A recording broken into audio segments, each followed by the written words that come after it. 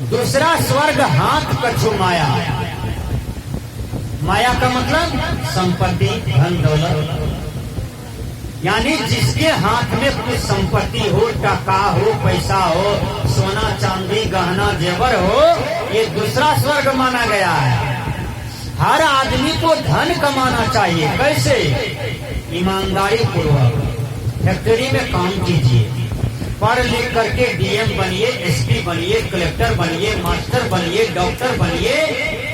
सरकार आपको वेतन देगी, वो पैसा से अपने आगे प्रवर्ती पीढ़ी को भी विकास कीजिए, उत्तम विद्या दीजिए, उत्तम शिक्षा दीजिए।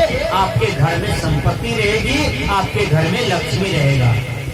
हर आदमी केवल बच्चा को जन्म मत दीजिए। जो बच्चा को जन्म देते हैं वही बच्चा को बढ़िया से पढ़ाइए लिखाइए और उसको आध्यात्मिक शिक्षा भी दीजिए।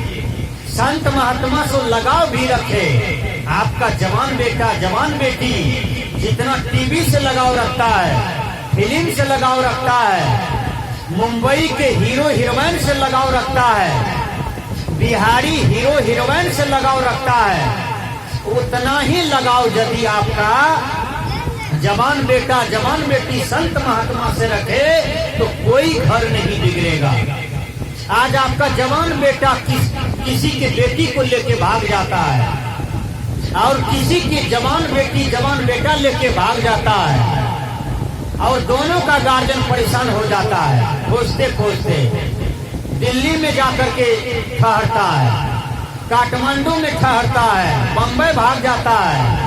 यहाँ केस चल रहा है लड़की पक्ष से लड़का पक्ष से।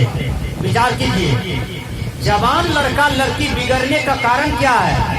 गलत गलत फिल्म देखता है, गलत गलत वीडियो देखता है और उसी का प्रभाव है कि वह बिगड़ जाता है। इसलिए जब तक आपका बाल बच्चा पढ़ता लिखता है तब तक उसको आप टीवी सिनेमा गलत मोबाइल गलत वीडियो से गलत साहित्य से गलत मानव की संगति में न जाने दें। इससे आपका बाल बच्चा बिगड़ जाएगा। ये आदमी देखिए, बिगड़ने वाला जो आदमी है ना वो बुढ़ापा काल में भी बिगड़ जाता है। एक बूढ़ा को पोता पोती है, नाती नतनी है। विचार कीजिए, वो बूढ़ा को पत्नी भी है, उम्र है 52 वर्ष का, जाकर के 35 साल की लड़की से शादी कर लिया थे। ये बिगड़ना हुआ कि नहीं? अपना मन इंद्रियों पर काबू नहीं है। कोई महिला अपना पति को त्याग कर दिया और वह महिला का उम्र है 45 वर्ष 50 वर्ष, अपना पति को, पोता को, बेटा को, नाती को छोड़ करके दूसरा शादी कर लेती है। ये बिगाड़ है कि नहीं? ये समाज में बिगाड़ है। मन इंद्रियों को जीतना चाहिए, मन इंद्रियों को काबू करना चाहिए। इसलिए हमने कहा कि चरित्र को न बिगड़ने दें। कोई भी आदमी, चरित्र सबसे बड़ी संपत्ति है, सबसे बड़ा दौलत है। यदि आदमी का चरित्र बिगड़ जाएगा फिर उस आदमी का कोई अस्तित्व नहीं रहता है समाज में, राष्ट्र में। राम का पूजा क्यों होता है? राम के चरित्र का पूजा होता है। भगवान कृष्ण का पूजा क्यों होता है? भगवान कृष्ण के चरित्र का पूजा होता है। बाबा संत सम्राट सदगुरु कबीर साहब का पूजा क्यों होता है? कबीर साहब के चरित्र का पूजा होता है। स्वामी विवेकानंद के चरित्र का पूजा होता है। बाबा मिही के चरित्र का पूजा होता है। इसलिए प्रत्येक आदमी चरित्र रूपी दौलत को रक्षा करना चाहिए। जैसे कोई भी राजा अपने धन की रक्षा सिपाही से करता है, मंत्री से करता है और मंत्री सिपाही रात भर जग करके राजा की दौलत का रक्षा करता है, उसी प्रकार आप अपनी चारित्रिक दौलत को रक्षा करें। एक बात बोलिए तो, आप बस में सफर करते हैं ना, ट्रेन में भी सफर करते हैं ना, और उसमें लिखा हुआ रहता है कि अपना सामान का रक्षा स्वयं करें, लिखा रहता है। कितना सुंदर बात है कि अपना सामान का रक्षा स्वयं करें। और हर यात्री जालदार आदमी से, खरेब आदमी से, गलत आदमी से बच के रहें। क्यों कहता है? क्योंकि आदमी ही आदमी को धोखा देता है, आदमी ही आदमी को मारता है, आदमी ही आदमी को लूटता है, आदमी ही आदमी को ठग लेता है, आदमी ही आदमी को सताता है। इसलिए लिखा हुआ रहता है कि गलत आदमी से सावधान और अपना सम्मान की रक्षा करें। उसी प्रकार ऋषि मुनि कहते हैं, मेरे भाइयों, अपना चरित्र का रक्षा करो। माँ सीता को रावण अपहरण करके लेके गया और लंका जब सीता चली गई तो सीता का आसन वासन अशोक वाटिका के पास है। रावण बहलाने फुसलाने गया सीता को, लेकिन सीता अपना चरित्र रूपी दौलत को नहीं बेची। देखिए भारत की नारी की कितनी मजबूती है। भारत की नारी है माँ सीता। रावण दौलत से पिघलाना चाहा, रावण सोना देकर के सीता को बदलना चाहा, लेकिन सीता कहा, मैं राम के सिवा किसी पुरुष को नहीं जानता। राम ही मेरे भगवान है, राम ही मेरे पति है और राम की मैं पत्नी हूँ। राम के सिवा मैं किसी पुरुष को नहीं भजूंगी, क्योंकि श्री राम ही मेरे देव हैं, श्री राम ही मेरे भगवान हैं। बोलिए माता।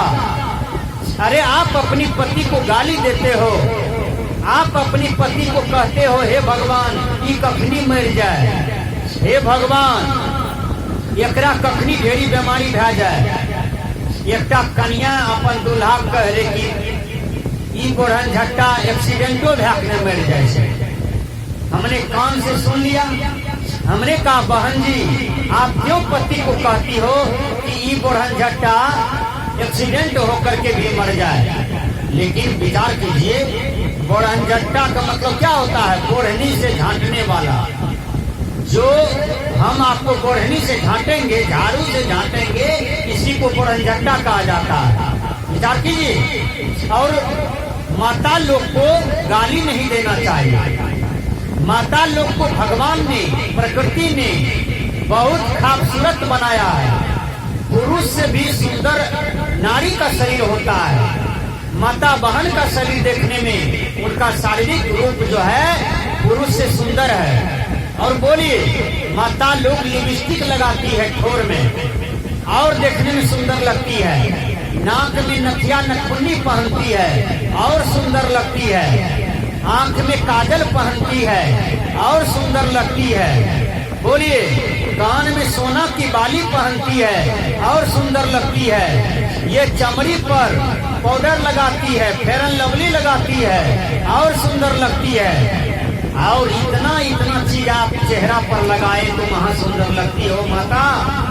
यही ठोर से गाली क्यों पड़ती हो? तब तुम सुंदर हो जाते हो, तब तुम बेकार हो जाते हो। विचार कीजिए। आज साया साड़ी ब्लाउज एक ही कलर का माता लोग पहनती है। कान का झुमका साया साड़ी ब्लाउज की तरह होना चाहिए। नाक में नथिया साड़ी साया ब्लाउज के ही कलर में होना चाहिए।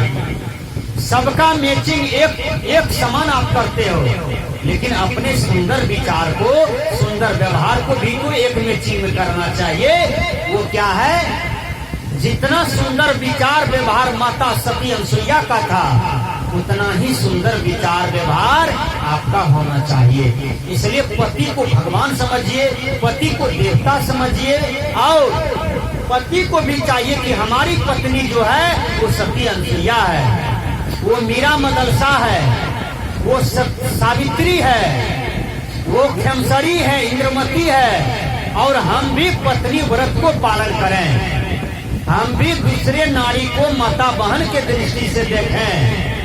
हम किसी पराये नारी के कुशन में न पड़ें। हम भी अपनी पत्नी के सिवा किसी भी नारी को गलत दृष्टि से न देखें। जब भी देखें तो माँ बहनों की दृष्टि से देखें। ये हमारे ऋषियों ने ज्ञान दिया है, हमारे मुनि संतों ने ज्ञान दिया है। पर धन समझो धूलि समान। किसी की भी संपत्ति है उसको धूल के समान देखना चाहिए। किसी का बटवा गिर जाए, किसी का जेब गिर जाए, किसी का पर्स गिर जाए, किसी का मोबाइल गिर जाए, किसी का सोना गहना जेवर गिर जाए, तो आपका ईमानदारी होता है। यदि आपको मिले तो आपको दे देना चाहिए। अमेरिका में एक भारत का आदमी चला गया और अमेरिकन लोग जो है रोड से जा रहा था, भारत का आदमी भी जा रहा था। एक अमेरिकन आदमी का एक बैग गिर गया, वह बैग में 3 करोड़ टका था। देखिए, बीच रोड पर गिरा हुआ है, उस बैग को कोई भी आदमी नहीं उठाया। भारत का आदमी जा रहा था, उस बैग को उठा लिया। पीछे से जो अमेरिकन जा रहा था वो कहता है कि अरे अरे ये तुम क्या कर रहे हो, वो तेरा बैग है? कहा मेरा बैग नहीं है। कहा तुम्हारा अधिकार नहीं बनता है कि हम बैग को उठा लें। जिसका बैग है उसको स्मरण आएगा, अपना बैग उठाएगा। देखिए, बिना पूछे किसी का 10 टका भी नहीं उठाना चाहिए। मिल भी जाए तो उसको पहुंचा देना चाहिए। है किसी की संपत्ति मिल जाए, खो गया है, आपको मिल गया तो उसको पहुंचा देना चाहिए। ये मानवता है, ये आपका ईमानदारी है। विचार कीजिए, आज हमारे समाज में कैसा कैसा चोरबा है। दूसरे का प्याज उखाड़ के खा लेता है, वह भी चोरबे न है। दूसरे का खीरा चुरा करके खा लेता है, वो भी चोरबे न है। दूसरे का लहसुन उखाड़ करके खा लेता है, वो भी चोरबे न है। पति का पैसा चुरा लिया, वो भी चोरबे न है। पत्नी का पैसा चुरा लिया, भाई का पैसा चुरा लिया, पड़ोसी का पैसा चुरा लिया, वो भी चोरबे न है। कि केवल गाय माल चुराने वाले को चोरबा कहा जाता है? बोलिए, केवल दूसरे की घर में ढुक करके जो दौलत लूट लिया वही चोरबा है? कई प्रकार के चोर होता है, इसलिए चोरी नहीं करना चाहिए। हर आदमी को ईमानदारी पूर्वक परिश्रम करना चाहिए, और वह परिश्रम से जो भी आपके पास संपत्ति आता है, धन दौलत आता है, उसको ग्रहण करना चाहिए। वही धन दौलत की आयु होता है। एक आदमी डकैती करना शुरू कर दिया, मोटरसाइकिल छीनता था, सोना चांदी छीनता था, लोगों की मोबाइल छीनता था, और वो आदमी 2 एकड़ जमीन खरीद लिया। ध्यान से सुनिए, चोरी करके डकैती करके 2 एकड़ जमीन खरीद लिया। 10 साल तक मौज मस्ती किया, और उसके बाद उसी परिवार में सब बीमार पड़ने लगा। वो 2 एकड़ जमीन के बदले 4 एकड़ जमीन उसका बिक गया। 2 एकड़ बाप का कमाया हुआ था, और 2 एकड़ जो चोरी वाला जमीन था वो बिक गया, बापों वाला बिक गया। मूलो चला गया, पाप करने से मूल संपत्ति भी चली गई। इसलिए बड़ा बड़ा नेता आज देखिएगा घोटाला करता है। हमारे राज्य के मुख्यमंत्री भी घोटाला में फंस जाता है। समूचा बिहार के लोगों ने वोट दे करके एक मुख्यमंत्री को नियुक्त करता है, वो भी जनता का हक मार लेता है और जेल में सड़ता है। विचार कीजिए, पंडित जी भी हक मार लेते हैं, साधु महात्मा भी कहीं हक मार लेते हैं। वो असाधु है, वह गलत पंडित है जो देश समाज की धन को लूटता है। इसलिए ईमानदारी पूर्वक सबको परिश्रम करना चाहिए, और उनसे जो भी उपार्जन होता है उसको ग्रहण करना चाहिए। काम सबको करना चाहिए, परिश्रम सबको करना चाहिए, और भारत के संविधान की रक्षा सबको करना चाहिए।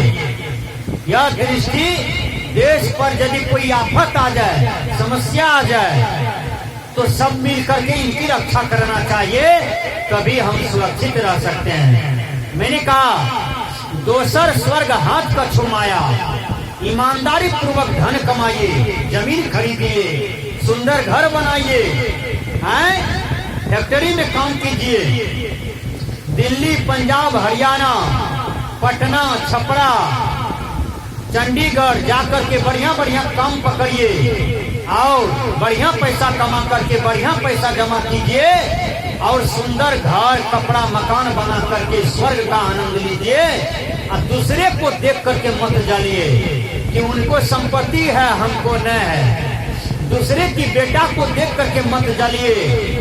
जलने वाला आदमी पीछा पड़ जाता है, और नहीं जलने वाला, अपना काम से मतलब रखने वाला, स्वयं अपना कल्याण से मतलब रखने वाला, वो आगे बढ़ जाता है। इसलिए सज्जनों, यदि आप आगे बढ़ना चाहते हैं तो हाथ कछु माया, दोसर स्वर्ग हाथ कछु माया। हर आदमी को धन कमा करके धनवान बनना चाहिए। यह उत्तम विद्या है, यह श्रेष्ठ विद्या है। यदि आपके पास धन नहीं रहेगा तो धर्म कर पाइएगा, सत्संग कर पाइएगा, 10 टका दान दे पाइएगा, 50 टका कोई यज्ञ में दे पाइएगा। इसलिए हर आदमी को धनवान बनना चाहिए, धन भी कमाना चाहिए, लेकिन ईमानदारी पूर्वक। वह धन का आयु होता है। मैंने कहा दोसर स्वर्ग हाथ का छुमाया। हर आदमी को खाली कभी नहीं रहना चाहिए। देखिएगा, परिवार में कभी कोई भी आदमी अचानक बीमार पड़ जाता है, उस समय आपको 10,000 की जरूरी है, 50,000 की जरूरी है, 1,00,000 की जरूरी है, कहाँ ढूंढिएगा? इसलिए हर आदमी को 50,000, 25,000, 10,000 हमेशा घर में रखना चाहिए। वह जरूरी पर देना चाहिए और इमरजेंसी को संभालना चाहिए। यह बुद्धिमानी है। मैंने कहा दोसर स्वर्ग हाथ का छुमाया। बोलिए, भगवान राम धनवान थे कि नहीं? कृष्ण भगवान धनवान थे कि नहीं? थे ना? बोलिए ना। राजा भर्तृहरि धनवान थे कि नहीं? भगवान बुद्ध राजा का बेटा था, वो भी धनवान थे कि नहीं? बोलिए। विचार से धनी, संसारिक धन से धनी, ये भी जरूरी है। इसलिए हमने कहा दोसर स्वर्ग हाथ का छुमाया, ये भी आपके जीवन में जरूरी है।